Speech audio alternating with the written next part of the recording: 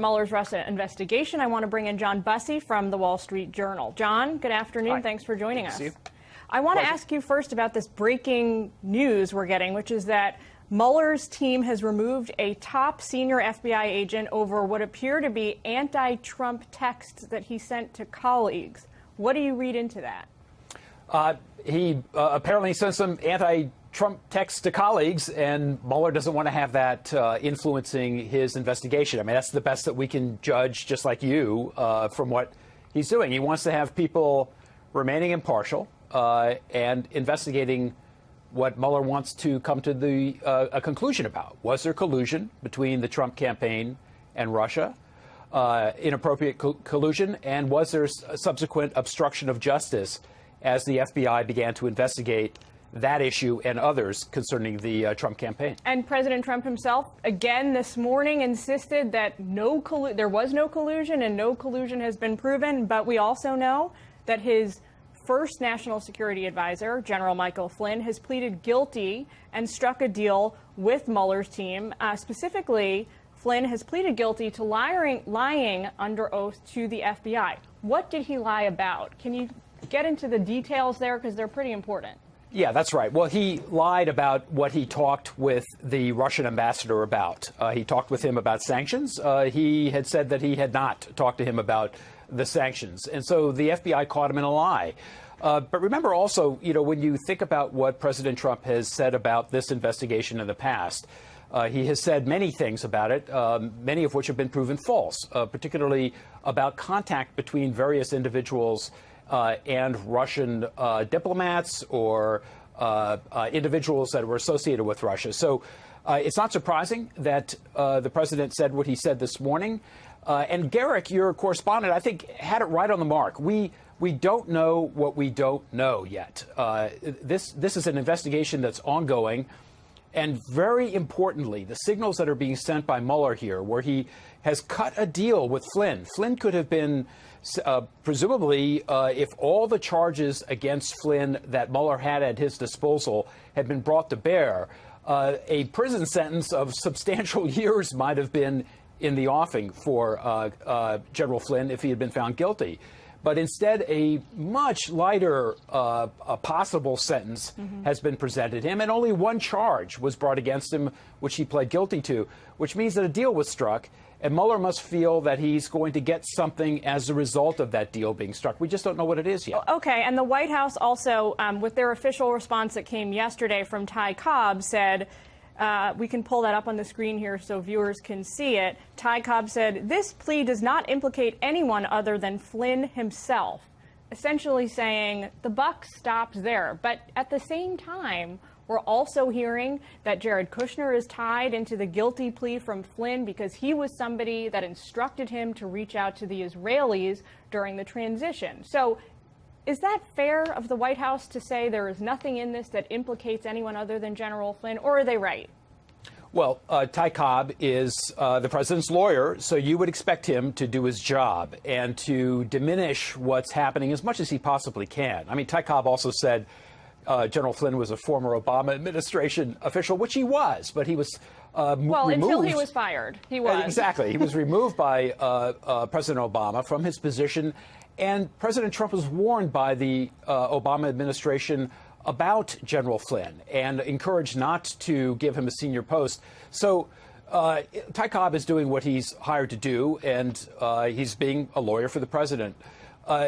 It appears, and we are reporting on WSJ.com, that Jared Kushner was one of the campaign officials with whom General Flynn discussed his conversations with the Russian ambassador. The implications of that, we don't know yet. I mean, when you say tied into the guilty plea, he's not really tied in to any guilty plea. No charges have been brought against Mr. Kushner. He's somebody that allegedly, according to reporting, Michael Flynn said instructed him to be reaching out to other foreign governments. So in that That's correct. sense, that is correct. That's right. And that's right. Yeah, exactly. And we're reporting that as well. Yeah. Which is important, as you're pointing out. What this basically does is it brings the investigation ever closer to President Trump. That's significant.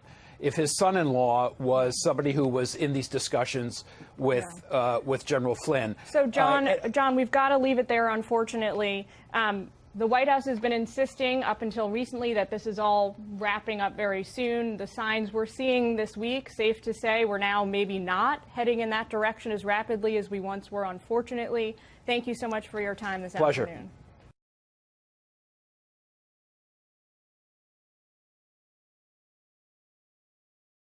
A major announcement expected in the Hillary Clinton email investigation on Capitol Hill next week. Our next guest is someone who might have had a hand in putting these new revelations forward. Joining us now, Florida Republican Congressman Matt Gaetz.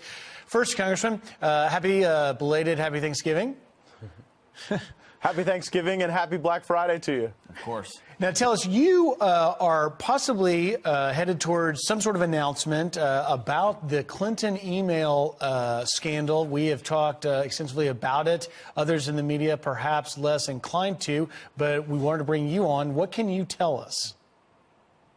Well, we now have evidence that the FBI's investigation of Hillary Clinton did not follow normal and standard procedures. The current deputy director of the FBI, Andrew McCabe, sent emails just weeks before the presidential election saying that the Hillary Clinton investigation would be special, that it would be handled by a small team at headquarters, that it would be given special status. Combine that with the fact that Attorney General Loretta Lynch told James Comey to call this a matter and not an investigation, that she met with Bill Clinton on the tarmac, and that James Comey himself has admitted in testimony that he drafted the exoneration statement of Hillary Clinton before even interviewing her or other key witnesses. We seem to have a departure from the normal application of the law, and we will be calling for a full review by the Judiciary Committee of the process and procedures that potentially gave Hillary Clinton a different process and a different standard of justice than would be applied to any other American. Congressman, the email you're referring to, we're going to put it up on our screen right now, is from October 23rd, 2016, as you mentioned, just weeks before that election, recently revealed through investigation. This is what it reads. It says, the decision was made to investigate it at HQ, meaning the Hillary Clinton matter, with a small team. WFO provided some personnel for the effort, but it was referred to as a special, and I was not given any details about it. So when you talk about a full Judicial Committee investigation review of this matter, you know, what new things do you expect to find? And as far as this big announcement, can you give us any more information about that? Well, we're going to have Christopher Wray, the new director of the FBI, come before the Judiciary Committee, and we need to have a full investigation.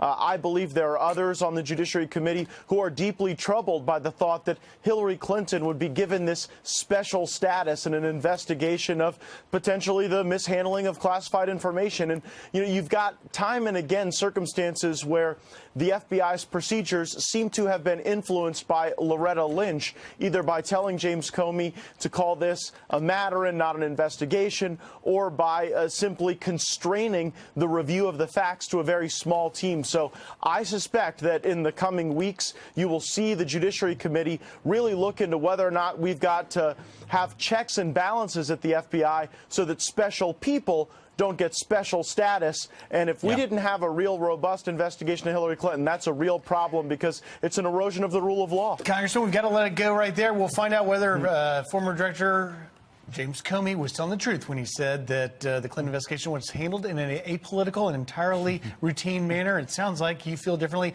Thank you very much for joining us today, sir. Congressman Gaetz, thanks a lot. Appreciate it. Virtue. You work for a blindfolded woman holding a set of scales, and that is what makes our culture different.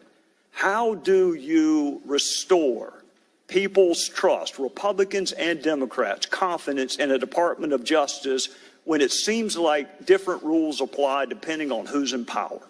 Mr. Comey talked more than he should, and he had no power, right, or justification in announcing the conclusion of a criminal investigation. You won't see this on CNN.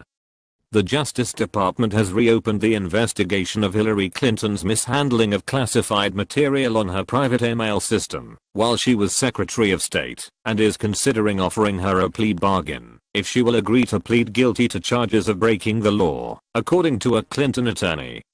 The discussion of a plea bargain took place late last month and was offered by a high-ranking Justice Department official to the Clinton lawyer.